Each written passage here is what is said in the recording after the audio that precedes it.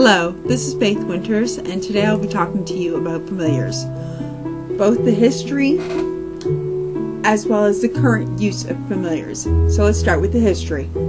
During the days of European witch hunts, familiars were said to be given to witches by the devil. According to Rosemary Guiley's Encyclopedia of Witches and Witchcraft, they were in essence small demons which could be sent out to do a witch's bidding. Although cats, especially black ones, were favored vessel for such a demon to inhabit, dogs, owls, and toads and other small animals were sometimes used. In some Scandinavian countries, familiars were also associated with spirits of the lands and nature.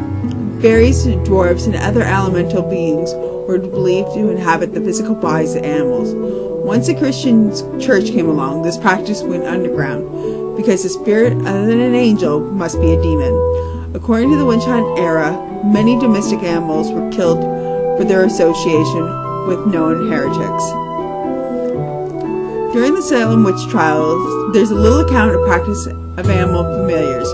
One man was charged with encouraging a dog to attack by magical means. The dog, interestingly enough, was tried, convicted, and hanged.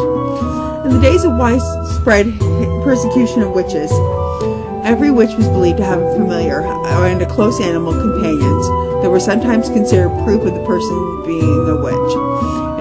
In addition, animals were humanoid creatures were believed to serve as familiars. Sometimes the familiars looked like regular people, and sometimes they were said to be odd in appearance, having some sort of deformity, resembling a stereotypical image of a demon. Legends of this period often attribute to the habit of drinking blood to familiars. Familiars were considered at least dangerous as witches, and they were thought to be supernatural beings that looked like normal animals that could spy and wreak havoc for the witches without being detected. During the English Civil War, the royalist general Prince Rupert was in the habit of taking his large poodle dog named Boyle into battle with him. Throughout the war, the dog was greatly feared among the parliamentarian forces and credited with supernatural powers, as noted by Morgan. The dog was apparently considered to be a kind of familiar, and at the end of the war, the dog was shot allegedly with a silver bullet. Now that's just a brief history of familiars. But the current use of familiars is they're a companion. They offer love, support, and when you've had an animal, you feel loved, stressed, and also you can work on your connection with animals. And most familiars are actually people's pets. And if you have a pet, you wish to create a closer bond with the animal, spend time with it, pet it. Play with it. If it's a dog, take it outside and play catch. If it's a cat, get a little mouse and have the kitten chase the mouse. But you don't need to have a familiar in order to be a witch. And if you want to find your familiar, you can meditate on it or go to a local shelter.